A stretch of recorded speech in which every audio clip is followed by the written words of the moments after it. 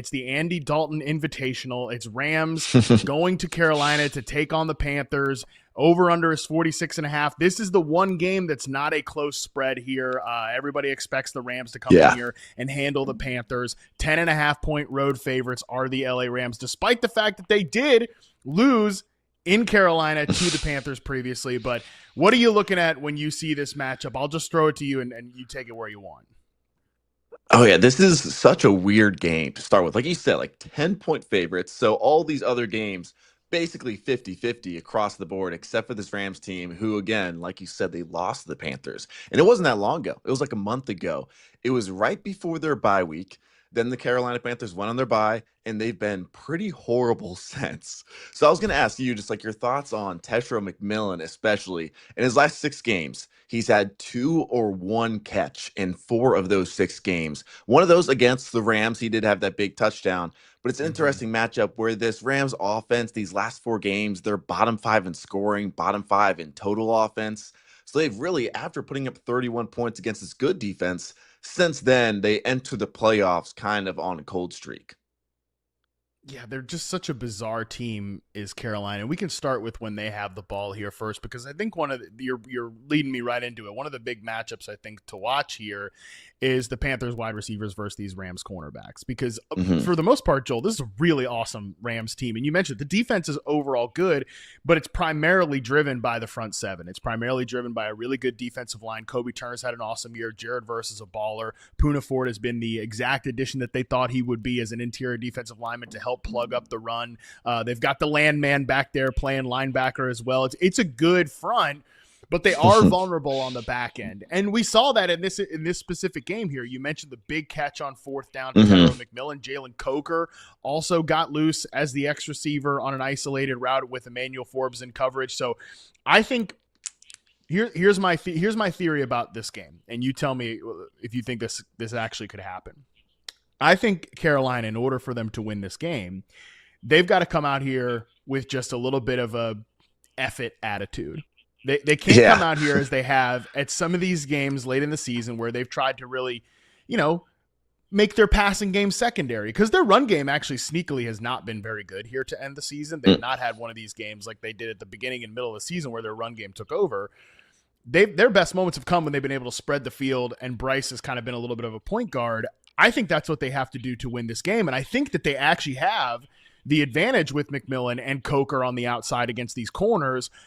I just don't know if that's how the coaching staff is going to come out here and play this one. Yeah, I hope so. I agree with you. Even like it looked for a second like we were going to have like that 2-headed attack with Hubbard and Dowdle for a couple of games. One of them was the Rams. Hubbard had 17 for 83. And then the last 2 games, he's had like 20 rushing yards in total. So they just haven't been running it too well. Against the Rams defense, their passing set or their secondary as a whole has not been nearly as good as they did at the start of the year. Forbes' worst game of the year was against Carolina earlier this year. So it was 110 yards allowed, 2 touchdowns just on his 5 receptions allowed. He allowed in coverage. So yeah, if they can come out, pass the ball well, but also just a lot, make this kind of more that shootout back and forth game, I think that's their best shot. 100%. Now one injury note worth mentioning here, guard Robert Hunt sounds like he could be available for this game, and he is a big-time difference maker for Carolina. I think it's almost like admirable that the offensive line has survived as long as it has without him, because he was so critical to their success running the football last season. I think he was good to start this year, but he went on IR rather quickly. And like I said, they've rolled out a lot of combinations at that guard spot. Just on the offensive line overall, they've had to deal with a lot of injuries there. So that has been maybe part of the late season skid here for their running game, but overall, I think him getting back in the mix could be good. They're very optimistic, according to Dave Canales, that he is going to play in this game. That would be a big deal for sure. But yeah, it comes back to me to just like, how do they want to approach this game? Because I think if they come in here and they try to like slow play it and like keep the Rams offense off the field, I just don't think right now, Joel, they have the offense that can matriculate the football down the field. I think they have to go for explosive plays. One of the props I like in this game is Jalen Coker over 37.5 receiving yards. I think that it's not quite – listen, the Panthers passing game has not been voluminous for most of the season. So I understand why the line is so low for Bryce Young. I believe it's 189.5 is the over under for Bryce Young passing yards. Yeah. His season average this year is 188. So they're betting it's going to be about normal. I understand that. But again, I think it's not quite priced in that Jalen Coker has indeed taken over that number 2 wide receiver spot. And I think the way they have to attack in this game, they do need to air the football out to those 2 wide receivers. Yeah, I would agree. Hopefully the volume is there for them. I think if they are just throwing a lot, that's where they'll help them the most. I see that you have Puka Nacua also 8 catches or over 7.5. Even with Devontae Adams, you like that a lot? Yeah, let's flip it over to the other side here and talk about the Rams when they have the ball here in this game. I do still like Puka Nacua. Look, I'm kind of doing it as a little bit of a long shot bet here. The over under for him is 7.5 catches. It's plus odds on the over here. I think that Adams will. I think that with the way again the Panthers defense is structured, I think they can basically get whatever they want. If they're targeting the linebackers, if they're targeting, they're using the run game. You have some notes on the run game here that I want to hear in just a moment. But I think that, if we're talking about the 2 wide receivers, like Devontae Adams being back is going to matter here. But I still feel this team has so much rhythm right now with Puka Nacua being the funnel target player.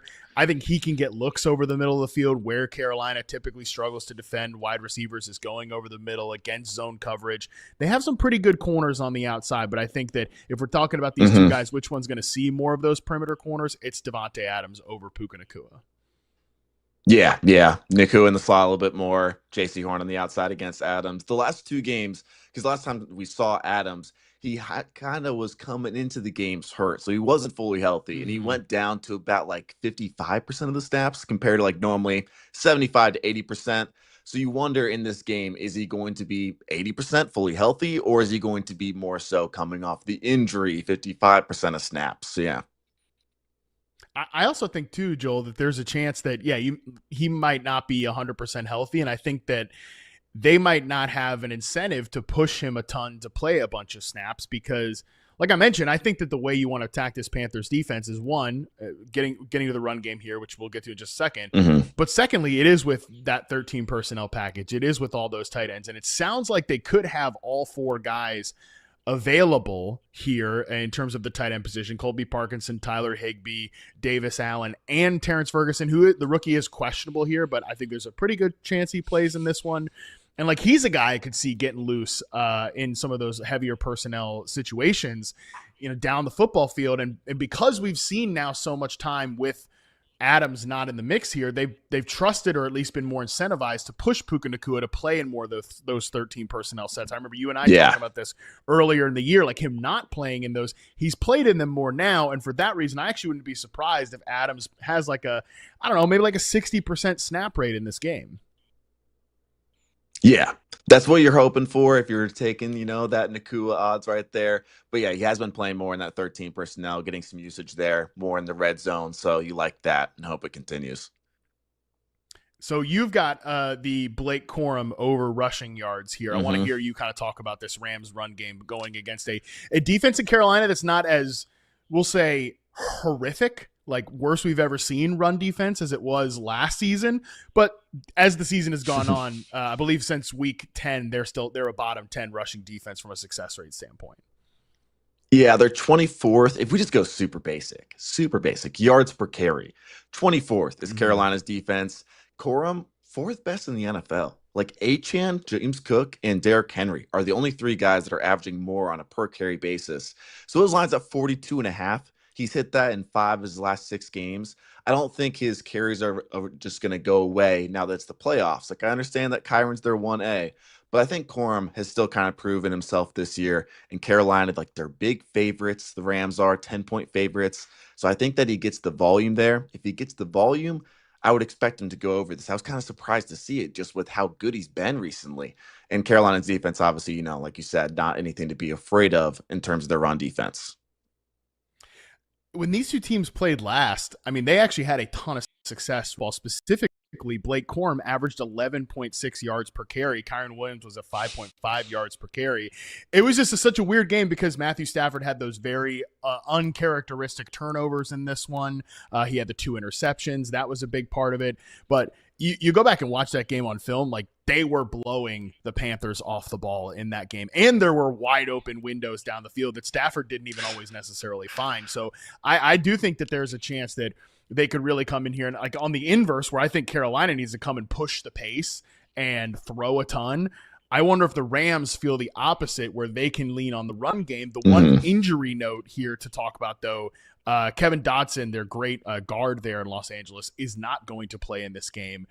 That could matter a little bit, specifically because if we're talking about the Panthers' maybe best overall player is Derek Brown, interior defensive lineman there. He's been dominant this season, and he could potentially, like, that's, again, in addition to what they need to do on offense, spread the football field and get after it from a pass game standpoint.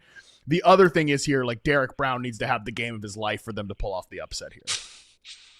Yeah, and he has the opportunity to. Like, he can be a game wrecker. So if he does, obviously, you know, they need some swings, Carolina. Like, on the offensive side, same as the defensive side. If they can get a little bit of lucky and kind of have a similar game for Stafford, like, that's their window. That is 100% their window. So that's why I like the Blake Corum over 42.5 rushing yards by you. Before we move off from this game here, you think Carolina has a chance? Like, would you take the Rams minus 10.5, or do you think it can be a little closer than that? I think the Rams will win. I think 10.5 is a little steep, especially Carolina at home. I think that matters a little bit for a team that, you know, hasn't found themselves in the playoffs too often recently. So I wouldn't love taking 10.5 for the Rams, but I would expect them to win. I think they win this game.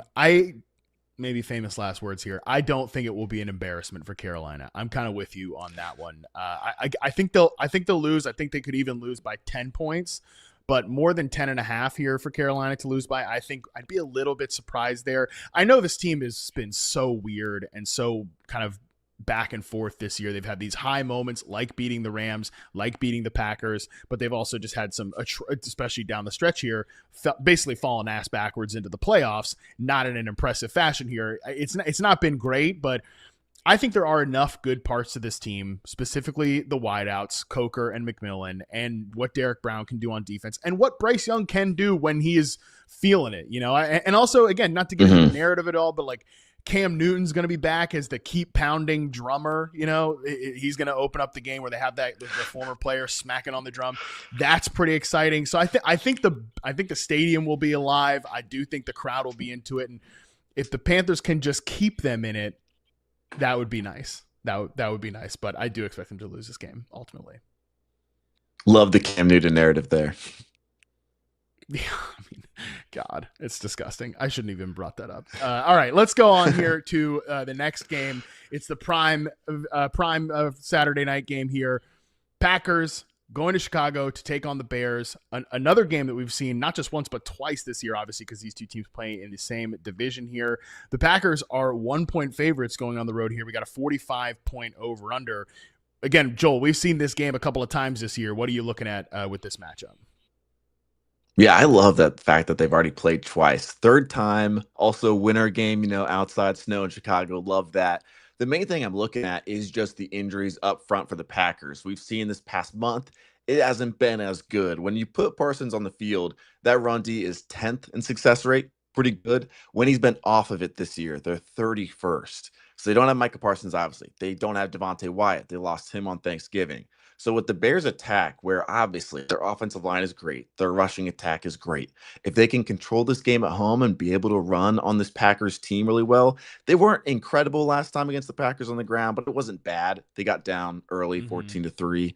But if they can control that running game, that's where it gives them the really nice edge, I would say. Yeah, that's what's so hard about this one is that, and I guess this is true about the Panthers-Rams game that we just talked about, is that the last time we saw these two teams play, it was such a weird game. This one especially was a weird game, right? It was a Saturday night game. It comes down to the end there with an incredible throw from Caleb Williams to DJ Moore. And like, I don't even know how many times DJ Moore is going to get targets in this game because Roma Dunze is back. You've got Colson Lovell and Luther Burden emerging here. But it just was a bizarro game where they were not able to control the script here. But I'm with you here. One of the props that I like is Kyle Monangai over 9.5 carries here. I think the Bears will be incentivized to come in here and try to run on this defense that is one of the worst run defense from a success rate and EPA standpoint just since week 10. That obviously includes some games with Micah Parsons. But yeah, your notes are extremely well taken as well, that this is a front that is not equipped to handle what the Chicago Bears run game at its best. I think it will be at its best here in this one. So whether you're looking at DeAndre Swift props, I just like the Monangai one because I can see him easily getting 10 carries in this matchup. Yeah, I like that one. Spoiler, I have a lot of the carries props in this video right here. I like Monangai to hit 10 carries as well. I think that's a good one. Anything else that you're looking at on this Bears offense? Because like I mentioned, we've got Roma Dunze coming back from this game. DJ Moore is also off the injury report, but we've had these huge breakouts here, relatively huge breakouts in the second half of the season with Colson Loveland and Luther Burden. What are you kind of expecting this passing game to look like? Or do you expect anything out of the passing game in this matchup with the snow? And, a Packers defense that's still in the secondary does have some interesting players. Yeah, I would say the focus right now for me is just on Loveland. If we're looking at DJ Moore is projected to have 25 receiving yards in terms of his implied odds. Adunze off injuries at 35. So Loveland, who's leading the team in receiving, he's projected for the most, and I would say that's pretty accurate. Overburden, I would say even. So his role, they've been growing and growing throughout the season, especially in this second half. So against the Packers team, if they can use him a lot in here, find ways to get him the ball, he has that explosive capability. So I like him this week.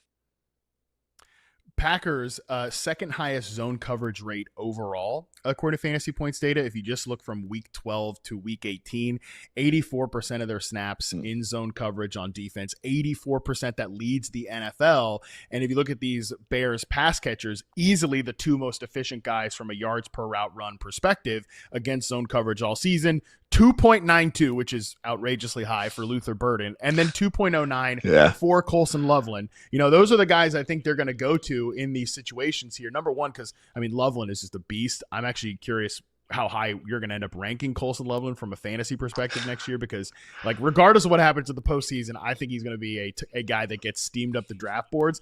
And I could see the same for Luther Burden, who gets some of those design targets, works underneath. He could definitely be a guy that gets loose in this matchup from a yards after catch perspective. Yeah, I think it's a lot easier for them in this match compared to Roma Dunze, not only coming off injury, but like you mentioned, the weather, those downfield targets more so for Dunze compared to the easy short targets for Burden, Loveland. So yeah, I would prefer those two right now, especially with Dunze coming back. Yeah, Burden, by the way, if you just look at targets of 1 to 20 air yards, so this is, it kind of takes out screens, and it also takes out those long catch and run plays on deep targets where there's nobody near you.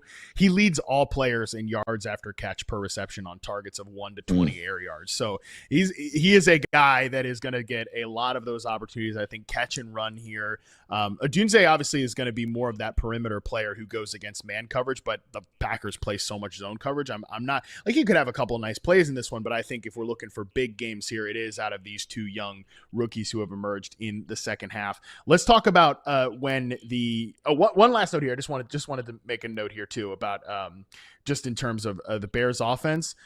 Again, just want to hammer the point. The run game for sure, but keep your eyes on the offensive line here, because that is, of course, one of the better units on this Bears offense. But from a Packers standpoint, when they have the ball, what are you looking at from a Packers offensive standpoint here? I think it's just who can step up out of their receivers outside of Christian Watson. He's been great. The other guys have kind of been pretty all over the place since Tucker Kraft has been injured. So the main one I'd be watching for is Jaden Reed right now. Kyler Gordon's going to come back on the opposite side. They're going to be missing C.J. Gardner-Johnson as the safety, the Bears will. But Kyler Gordon back in the slot against Jaden Reed, who lines up there 3/4 of the time. And without Tucker Kraft, he's kind of their main guy in play action. He's their main interior guy. So if he can have a day where he's been pretty solid with Jordan Love this season, it's just Love didn't play last week. Jaden Reed's been injured for a lot of the time. So if he can come up big, that'd be a X factor, I would say, to watch for. That Gardner Johnson note is so good because a big part of what has made this Bears defense, I'm not going to call them a good defense, but obviously they're opportunistic and they can create chaos. Part of that chaos is having CJ Gardner Johnson, who has 7 quick pressures this year, which leads the team. He didn't play for this team until week 9. Like, he has been a big deal as a blitzer, and that's really what I'm looking at in this game.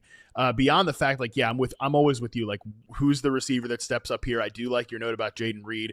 The other thing is just like the Packers' pass protection here, because Jordan Love has some pretty dramatic splits when he is under pressure versus not under pressure. I believe his passer rating when he's under pressure is below 50, and it's well over 100 when he is not pressured, which is pretty typical. Quarterbacks obviously are better when they're able to be kept clean, but this Bears team doesn't create a lot of pressure on their own. They have to send some of the blitzes. Montez Sweat has had some good games this year, but I don't know that I think he's a guy that can take over this contest necessarily, but that's kind of what they need, I think, to be able to hold this Packers offense back, because otherwise I do see a lot of advantages for Green Bay throwing on the secondary. Totally. I have a good note for Jordan Love on top of that. When we're just comparing against quarterbacks, when all quarterbacks are pressured, he's 30th in yards per attempt, only above Joe Flacco and Bo Nix. And when we're talking specifically 4 games ago, I think is when they played, like 4 weeks ago, about that, their last game against the Bears, he was pressured on only 9 of his dropbacks, and he only had 30 passing yards on those 9 dropbacks. His other 17 dropbacks that were clean dropbacks, 204 yards and 3 touchdowns. So all of his production came on the 2/3 of his plays that he wasn't pressured. So if they can pressure him like closer to 50%, that could be huge. And obviously in the week 16 game, that was where he got knocked out with the concussion, and Malik Willis entered our lives in that one. Again, another thing that made this like a weird game the last time these two teams played. Josh Jacobs was talking about that here. We're showing the quote. He said, I know a lot of guys took that hit that he took a little personal, talking about Jordan Love. So I'm not saying we're going to go out there and play dirty or nothing like that, but we're definitely going to defend our brother. That was, I don't know that it was a dirty hit or anything like that, but he did take a shot to the head, did Jordan Love, in that one. It was a pretty brutal one. And again, it probably changed the course of how that game was going to go. But you're so right to point out those pressure stats here. I just don't know if we're talking about a defense here that can really put Jordan Love on his back foot and pressure him a lot. Again, I mentioned the name Montez Sweat. According to Next Gen Stats, he has just 40 pressures and an 11.2% pressure rate this season, both of which are his worst marks since 2021. So they need somebody like that to step up here. I'm not sure it's the type of defense that can do that. I think it's, again, much more of a create havoc, create those mismatches in the secondary. Otherwise, I think it is a situation where Green Bay, I don't know about the run game. I just don't know. Like, Josh Jacobs should be fresh. He should be ready. And usually when he is fresh and he's healthy, they're just going to load him up with 20 carries, especially in a slop weather game like this. But this is another team I'd like to see come out and throw the football here, because I think they've got some mismatches back there. Yeah, I do love watching the Packers passing attack. It is an interesting one with Jacobs. He says he's healthy. We'll see how much. He kind of has like the revenge game a little bit, like Jordan Love against this Bears team. Had that 3rd quarter fumble last time, barely played the rest of the game, didn't have a touch. So does he come back strong? That'd be a big part. Because with this weather game, I would expect pretty ground heavy on both sides, and both have really good play action passing attacks. That Ben Johnson play action, got Jordan Love on the other side. So I would expect a lot of that in this game. And the defense is definitely more generous to play action, is definitely Chicago, as opposed to we're talking about the Packers. They've been pretty good against it even in the back half of the season. So a lot of interesting matchups here in this one. If I'm pressing you to say who's going to win this game, you don't have to do spread or anything, but who would you take to win this one? Oh, I'm going to go off the top of my head. I'll go Chicago, mainly because at home, and they have just found, against all odds, to win these close games. And it's a 1-point spread. I'm not going to bet against them to lose this game when Ben Johnson has showed multiple times this year that it is the opposite of what the Bears have been the last few years. Every time they get in these situations, they've been winning. This is one I struggled with as well. I think actually this game and then the next game that we're going to talk about on the other side of the break are the hardest games for me to figure out who's going to win, who's going to lose. Next one for sure. Yeah, 100%. The fact that I mentioned Chicago has the seventh lowest success rate since week 10 when defending play action, whereas Green Bay on the other side has been a little bit better there. That does make me think that the Packers, if they push it through the air, can take over here. But I think the Bears are the better team right now. So maybe this ages poorly, but I do think I'm with you that the Bears win this game at home in a bit of a sloppy weather contest here. So that should be fun to watch. I'm always excited to watch some NFC North football when the weather is not good.